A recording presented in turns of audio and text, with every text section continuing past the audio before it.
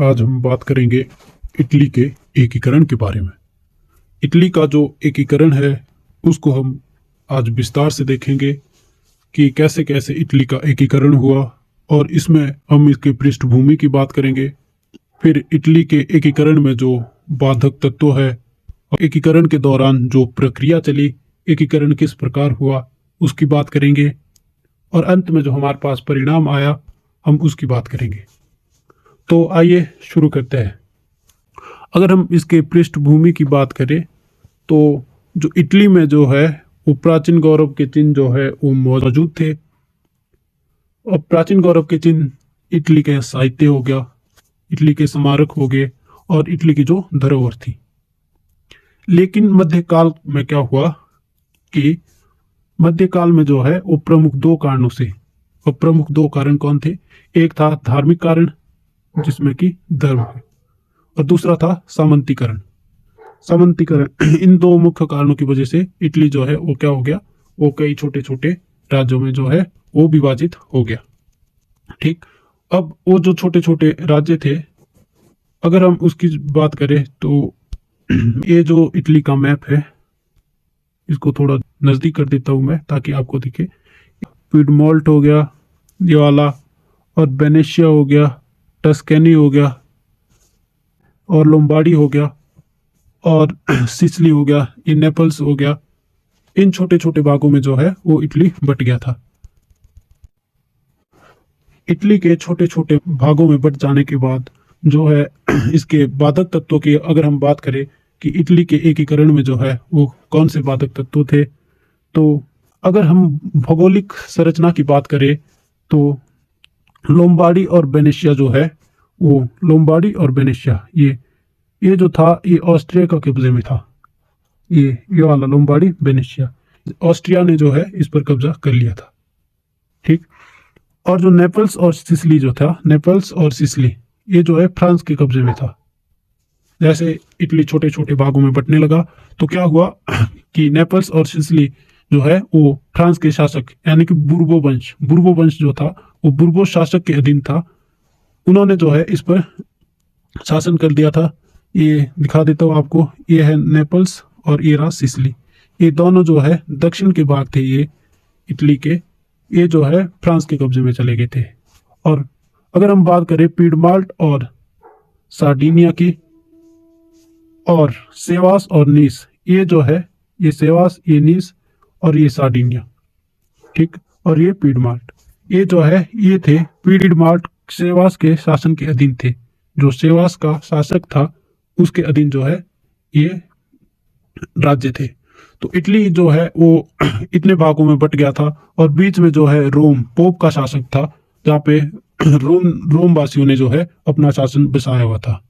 इस पर जो अधिकार था वो था पोप का।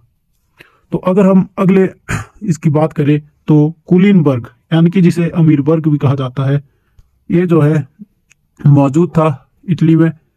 ये क्या चाहते थे कि जो भूस्वामी थे उधर के, वो अपने विशेष अधिकार जो थे वो बनाए रखना चाहते थे। वो किसी और को जो है वो अपने अधिकार नहीं देना चाहते थे। और अगला जो पॉइंट है वो था कि विदेशी प्रभुत्व। अब विदेशी प्रभुत्व किस प्रकार था ये मैंने आपको ऊपर बता दिया है कि ऑस्ट्रिया और फ्रांस की मौजूदगी। ठीक है, और क्योंकि लोम्बार्डी और वेनेशिया जो था वो ऑस्ट्रिया के पास था, और इधर जो नेपल्स और सिसिली है वो हमारे फ्रांस के पास था। फ्रांस के शासक ने जो है इस पर कब्जा कर लिया था। ठीक है, और अगली जो है वो थी कि विभिन्न विचारधाराएं। अब विभिन्न विचारधाराओं की अगर बात करें तो विभिन्न विचारधारा कैसी थी कि मैजनी, काबूर, गैलीबाल्डी और विक्टर सेकंड जो था, इनकी विचारधारा जो थी वो काफी अलग थी।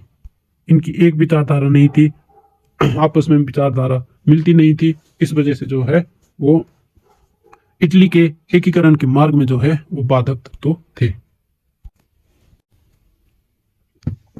अब जो मैटरनिक है, ऑस्ट्रिया का शासक मैटरनिक क्या बोलता है? मैटरनिक बोलता है कि इटली में एक राज्य दूसरे राज्य के विरुद्ध है। ठीक है, एक शहर दूसरे शहर के विरुद्ध है, एक परिवार दूसरे परिवार के विरुद्ध है, और आदमी आदमी के विरुद्ध है। तो ऐसे में जो है वो इटली का जो एकीकरण है वो हो ही नहीं सकता है। इटली के एकीकरण के अगर हम सहायक तत्वों की बात करें तो सहायक तत्वों में जो है वो 1779 ईस्वी की फ्रांसीसी क्रांति तथा नेपोलियन, ये जो है एक मुख्य कारण था सहायक तत्वों का। फ्रांसीसी क्रांति की जो विचारधारा थी वो स्वतंत्रता, समानता, बंधुत्व और नेपोलियन का साम्राज्यवादी विस्तार था। अब नेपोलियन जो था वो फ्रांस का शासक था, तो ऑस्ट्रिया और तथा इटली को पराजित किया था नेपोलियन ने। तो ऑस्ट्रिया की जो राजकुमारी थी उससे विवाह कर दिया था, किसने? नेपोलियन ने। तो नेपोलियन ने जो है वो इटली को जो है वो समान 3 भागों में बांट दिया था। ये इटली था जिसको नेपोलियन ने जो है वो 3 भागों में बांट दिया था। अब इसके पश्चात जो है वो नेपोलियन ने इटली में सामंतवादी व्यवस्था जो थी वो समाप्त करी और एक समान प्रणाली लाई, आंतरिक व्यापार को जो है वो बढ़ावा दिया। पर धीरे धीरे क्या हुआ कि नेपोलियन जो है वो इटली का एक उपनिवेश के रूप में प्रयोग करने लगा, जिससे क्या हुआ कि इटली के जो लोग थे उनमें राष्ट्रवादी भावना जो है वो जाग उठी। नेपोलियन ने शोषण किया इटली का और गौरवकाली और गौरवपूर्ण जो कलाकृतियां थी उसे फ्रांस ले गया। इटली के लोगों द्वारा जो है वो एकजुटता का प्रदर्शन किया गया और नेपोलियन ने जो है वो मानसिक चेतना जो है वो तैयार करी। गौरवपूर्ण कलाकृतियां क्या थी जो फ्रांस ले गया, जैसे किताबें थी और स्मारक का जो कुछ सामान था, उन सबको जो है वो फ्रांस ले गया था। कौन? नेपोलियन। तो इसके पश्चात जो है आगे इटली में जो है एक दल बनता है जिसको कार्बोनरी कहा जाता था। जो कार्बोनरी थी उसकी स्थापना जो है वो 1810 ईस्वी में हुई थी। 1810 ईस्वी में जो है वो नेपल्स में जो है इसकी स्थापना हुई थी।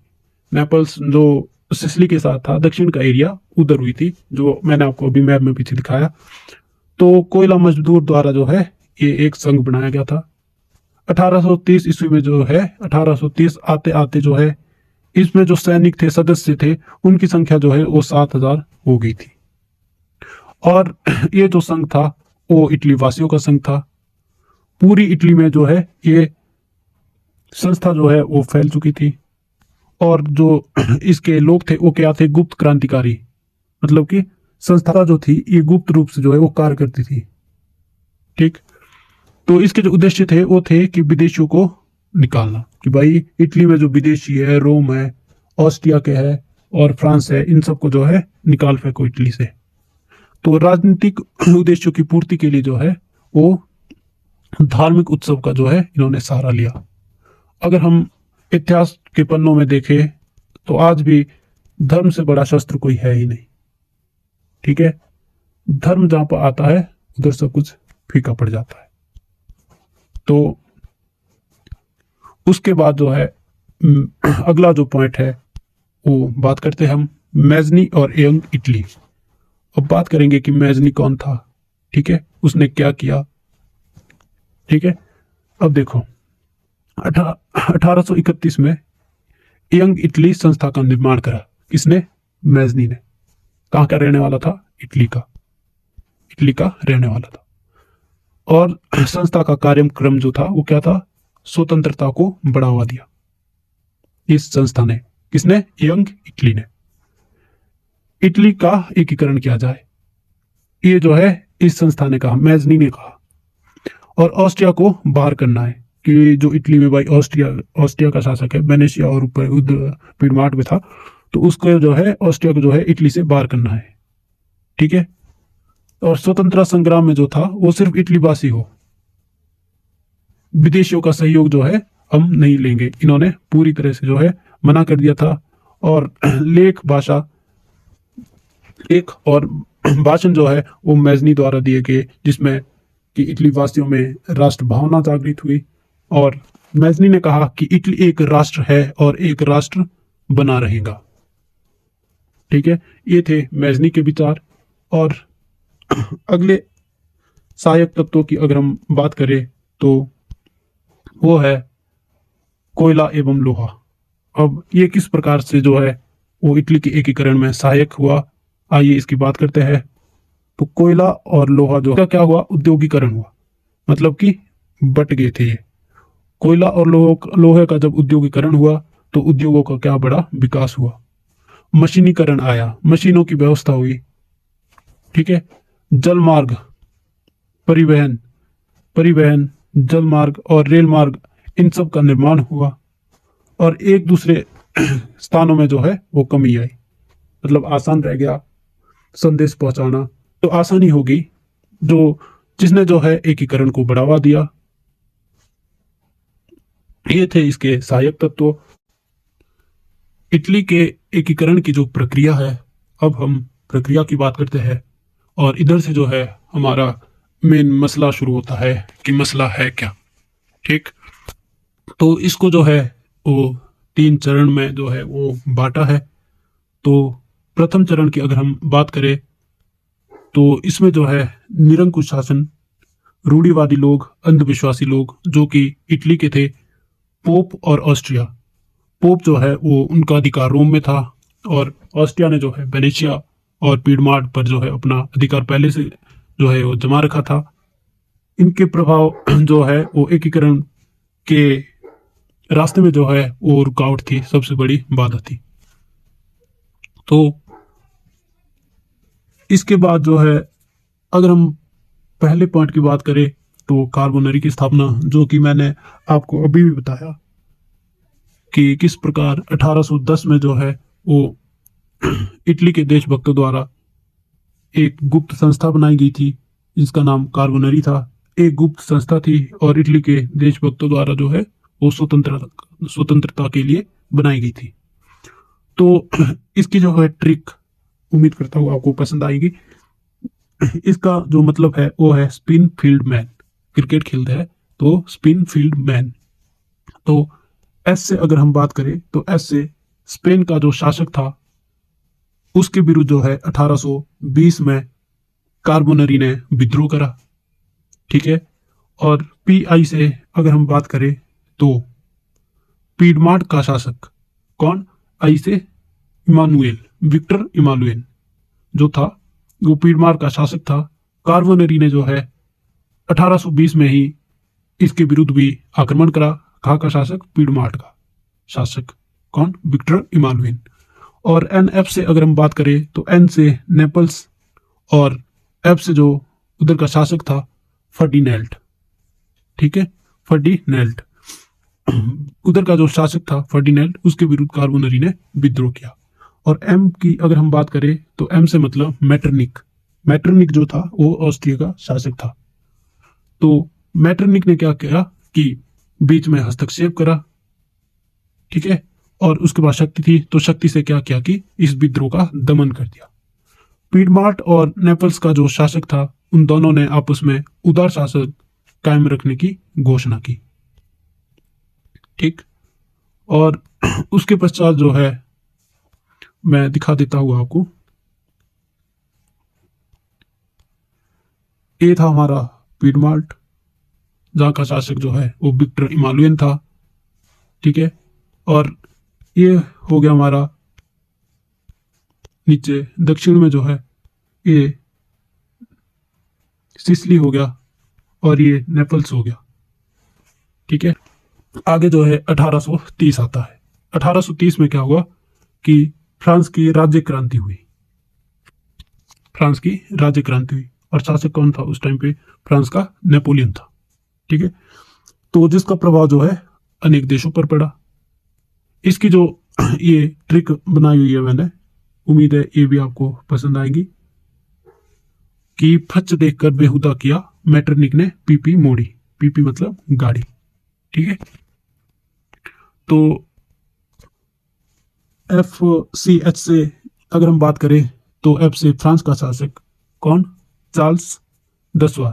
चार्ल्स 10वां जो था वो फ्रांस का शासक था। उसने क्या किया कि सिंहासन का जो है वो त्याग कर दिया। ठीक है, बेहुदा किया। बेहुदा, बेहुदा बोले तो बे से बेल्जियम, हॉ से हॉलैंड, और दा से दास्ता। बेल्जियम जो है वो हॉलैंड की दास्ता से मुक्त हुआ। कब? 1830 ईस्वी की क्रांति के दौरान। तो मेटरनिक ने पीपी मोड़ी, अर्थात कि मेटरनिक जो था ऑस्ट्रिया का शासक, उसने पोप राज्य पी और परमा और मोड़ी, मोड़ी से मोडेना, इसमें जो विद्रोह हो रहा था, इसमें मेटरनिक ने जो है वो दमन कर दिया अपनी शक्ति से। ठीक है, ये जो 3 जो राज्य थे, ये दिखा देता हूं मैं आपको। ये थे परमा, ठीक है, और ये हो गया आपका लोम्बार्डी और टस्कनी। ठीक है, इनमें जो विद्रोह हो रहा था उसका जो है वो किसने? मेटरनिक ने दमन कर दिया। तो अगले पॉइंट की तरफ चलते हैं कि मेजनी और इटली। अगर इसकी हम बात करें तो ये ट्रिक है ये वाली कि मेजनी को पीट कर बंदी बनाया, 6 महीने बाद निकाला। अब इसकी अगर हम बात करें तो कहने का अर्थ है कि मेजनी जो था वो इटली का देशभक्त था। तो मेजनी ने जो है वो पीडमार्ट के शासक, ठीक है, पीडमार्ट के शासक के खिलाफ जो है वो क्रांतिकारियों के साथ मिलकर विद्रोह किया था। ठीक है, जिसके बाद क्या हुआ कि मेजनी को जो है वो बंदी बना लिया गया और 6 महीने बाद जो है वो मेजनी को जो है वो देश से निकाल दिया गया। ठीक है, तो उसके बाद क्या हुआ कि जो मेजनी था, मेजनी फ्रांस गया। ये भी ट्रिक है कि जाकर फ्रांस यंग इटली बनाया, काम उसका गुप्त था। फ्रांस जाकर उसने क्या किया? एक संस्था बनाई, यंग इटली। ठीक है, यंग इटली नाम की एक संस्था बनाई जिसका गठन जो है 1831 ईस्वी में हुआ। इसका नाम जो था वो भगवान, जनता और इटली, ये जो है इसका पूरा नाम था। और ये जो संस्था थी ये गुप्त रूप से जो है वो कार्य करती थी। ठीक है,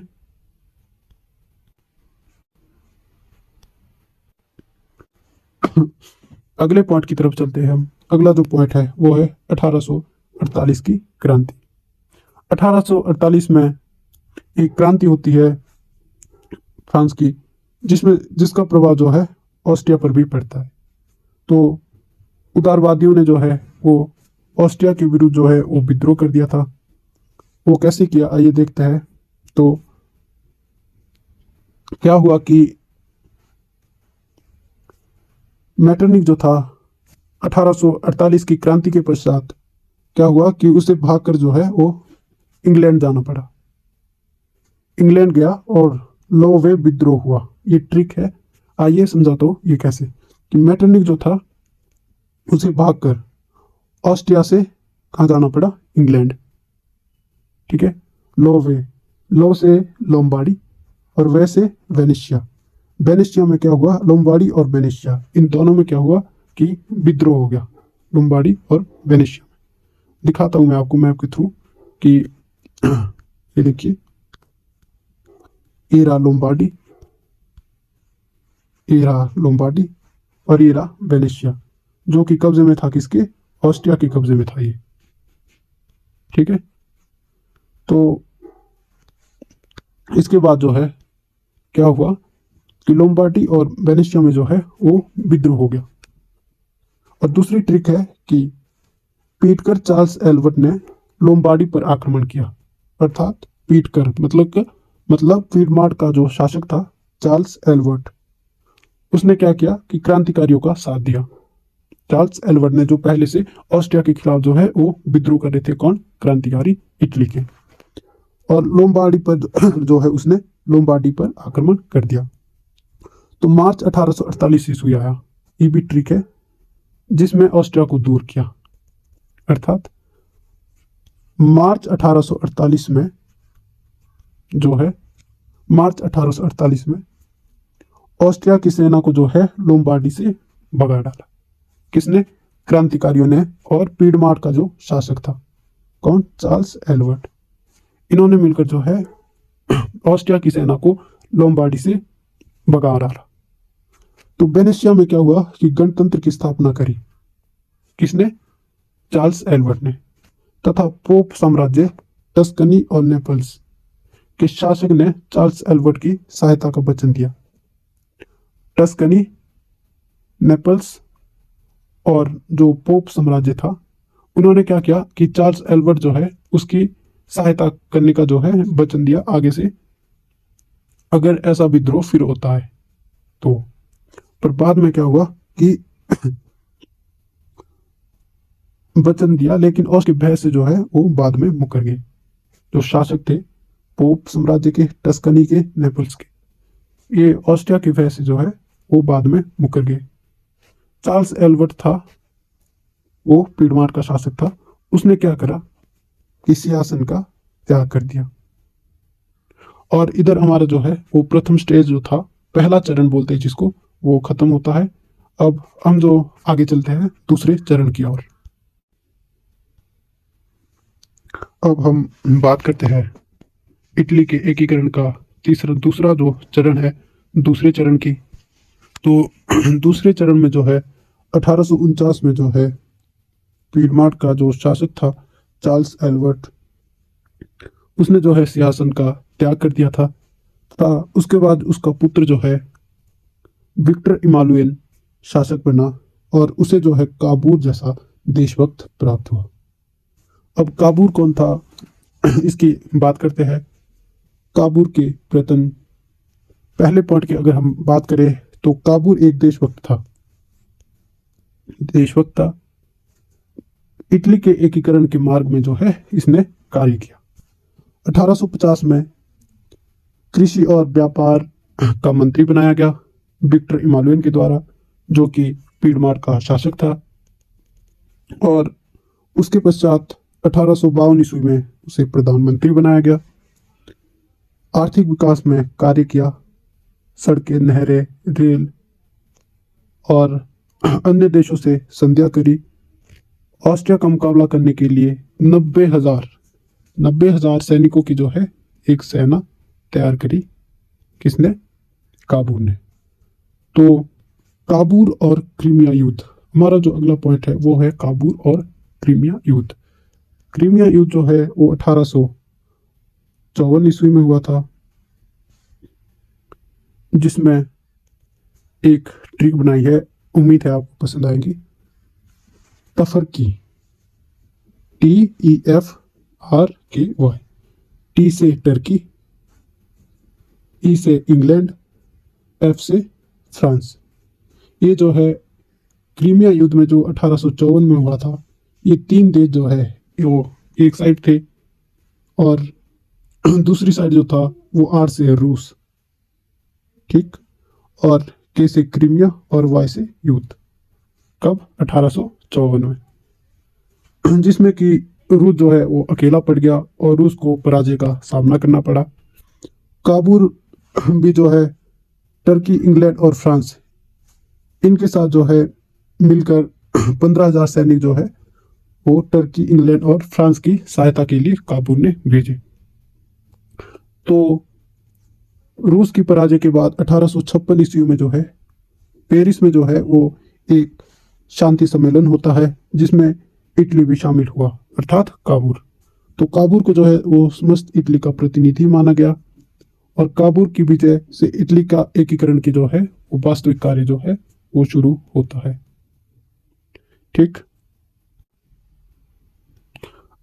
अगले पॉइंट की अगर हम बात करें तो काबूल और प्लम्बियर्स का समझौता, इसकी एक ट्रिप भी है, आपके काम आ सकती है। प्लम्बियर्स के बिना जीव कैसे, अर्थात आपको आगे समझ आएगा ये प्लम्बियर्स और जीव। सॉरी, 20 जुलाई 1858 को फ्रांस के शासक के साथ काबूल ने जो है वो नेपोलियन तृतीय के साथ मिलकर प्लम्बियर्स की संधि करी। ये प्लम्बियर्स की संधि कब? 1858 में। ठीक है, तो इस संधि में क्या था कि काबूल जो है वो पीडमार्ट के साथ मिलकर क्या करेगा कि लोम्बार्डी पर आक्रमण करेगा। लोम्बार्डी, जिसमें उस समय जो है वो अधिकार था किसका, ऑस्ट्रिया का जो है वो अधिकार था। तो काबुल का जो है इस संधि में ये था कि लोम्बार्डी के खिलाफ जो है, जिस पे ऑस्ट्रिया का अधिकार है, पीडमार्क का साथ देगा कौन, फ्रांस। जिसमें क्या हुआ कि 11 जुलाई 1859 ईस्वी को नेपोलियन ने पीडमार्क का साथ जो है वो छोड़ दिया और ऑस्ट्रिया के साथ मिलकर जो है उसने बिना फ्रेका की संधि कर लेता है कौन, नेपोलियन, जो फ्रांस का शासक था, पीडमार्क का साथ छोड़ के। तो पीडमार्क जो था वो कमजोर पड़ गया, ठीक है, तथा उसने ऑस्ट्रिया के साथ मिलकर ज्यूरिख की संधि कर दी, ठीक है। तो तभी था ये कि पोलम्बियर्स के बिना जीव कैसे, जब पीडमार्क जो है वो कमजोर पड़ गया था तो उसने ऑस्ट्रिया के साथ मिलकर जो है वो ज्यूरिख की संधि कर ली, ठीक है। लोम्बार्डी जो था वो पीडमार्क में जो है वो शामिल हो गया। इटली के एकीकरण का कार्य जो है वो आरंभ होता है। अब अगले पॉइंट की बात करते हैं हम कि मध्य इटली के राज्यों पर अधिकार, कि मध्य इटली के राज्यों पर अधिकार किस प्रकार हुआ, ठीक है। तो 1859 ईस्वी में क्या हुआ कि ऑस्ट्रिया और पीडमार्क के बीच जो है वो युद्ध होता है, जिसमें पीडमार्क जो है वो विजय होता है, ठीक है। तो इधर एक ट्रिक है कि ऑस्ट्रिया पीडमार्क के बीच पीटीएम, पीटीएम मतलब पी से परमा, परमा जो कि इटली का राज्य था, और टी से टस्कनी, टस्कनी भी एक राज्य था, और एम, एम से मॉडर्ना, ये वाला, ठीक है। तो इसमें क्या होता है कि यहाँ के जो लोग थे उन्होंने शासकों के विरुद्ध जो है वो विद्रोह कर दिया, ठीक है, और जो शासक थे उनको देश छोड़कर भागना पड़ा, ठीक है। तो काबूर जो था जो इटली का देशभक्त था, उस जब वो विजय हुआ तो उसने जो है सेवास और नीस का जो क्षेत्र था वो फ्रांस को देना जो है वो स्वीकार कर लिया, ठीक है। 1860 में क्या होता है कि उत्तरी तथा मध्य इटली को मिलाकर जो है विक्टर इमानुएल जो था उसके नेतृत्व में संघीय सरकार की जो है वो स्थापना की जाती है। तो अगली जो हम बात करते हैं वो है तीसरा चरण। तीसरे चरण में जो है वो मुख्य योगदान निभाता है गैरीबाल्डी। जो गैरीबाल्डी था उसका योगदान किस प्रकार है, आइए ये समझते हैं। 1860 ईस्वी में क्या हुआ कि सिसिली और नेपल्स दो राज्य थे, उधर के लोगों ने जो है वो बुर्बो शासन के विरुद्ध जो है वो विद्रोह कर दिया। उस समय बुर्बो शासक कौन था, तो वो था फ्रांसिस द्वितीय, ठीक है। तो जैसे ही नेपल्स और सिसिली के लोगों ने विद्रोह करा तो उसे जो है अपना राज्य छोड़कर भागना पड़ा। तो गैरीबाल्डी जो था उसने क्या किया कि 1000 सैनिकों के साथ, इसके 1000 सैनिक जो है वो बहुत ज़रूरी है, हिस्ट्री में बार बार पूछे जाते हैं कि हजार हजार क्या है, या हजार या फिर लाल कुर्ते वाले। तो ये लाल कुर्ते वाले वही थे जो 1000 सैनिक जो है वो गैरीबाल्डी के थे। तो उन्होंने क्या किया कि जो सिसिली की राजधानी थी परलोमो, उस पर जो है वो आक्रमण कर दिया, किसके साथ, 1000 सैनिक के साथ, जिनको इतिहास में जो है वो लाल कुर्ते वाले भी बोलते हैं, ठीक है।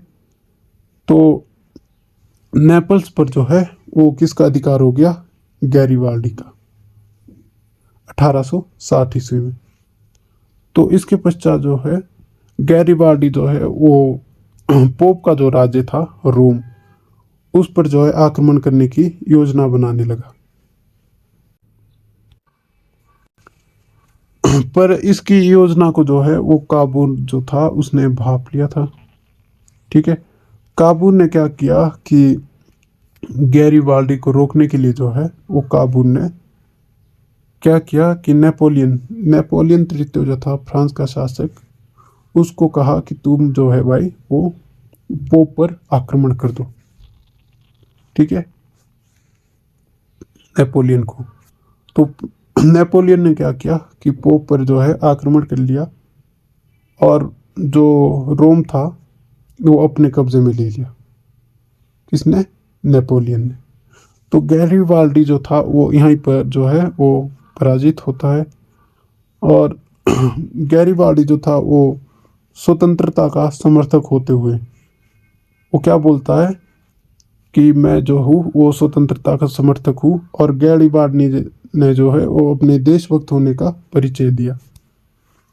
तथा सिसिली और नेपल्स के जो राज्य थे वो जो विक्टर इमानुएल जो था, ठीक है, विक्टर इमानुएल, उसको सौंप दिए। 17 मार्च 1861 ईस्वी को तुरीन के एक नवीन संसद की बैठक हुई। ठीक है, जिसमें रोम और वेनेशिया के प्रतिनिधि जो थे वो नहीं थे। मतलब कि अभी भी रोम और वेनेशिया दो राज्य जो थे वो एकीकरण के लिए जो है वो बचे हुए थे। बाकी सभी राज्यों का जो है एकीकरण हो गया था, लेकिन दो राज्य, और वो दो राज्य थे रोम, जहाँ पर जो है वो नेपोलियन ने अधिकार कर लिया था, और दूसरा था वेनेशिया। वेनेशिया जिस पर जो है वो किसका अधिकार था? ऑस्ट्रिया का। ठीक है, वेनेशिया पर। और जो सार्डिनिया का जो राज्य था वो जो है उसे जो है इटली के राज्य का नाम दिया गया। और जो शासक बना वो था विक्टर इमानुएल। कब बना? 17 मार्च 1861। 17 मार्च 1861 को। तो अब हम बात करते हैं चौथा और अंतिम चरण, यानी कि फोर्थ स्टेज। अब चौथे चरण में क्या होता है कि दो राज्य जो थे, एक वेनेशिया था, ठीक है, और दूसरा जो था वो था रोम। ये दो राज्य जो है वो शेष बचे हुए थे एकीकरण होने के लिए।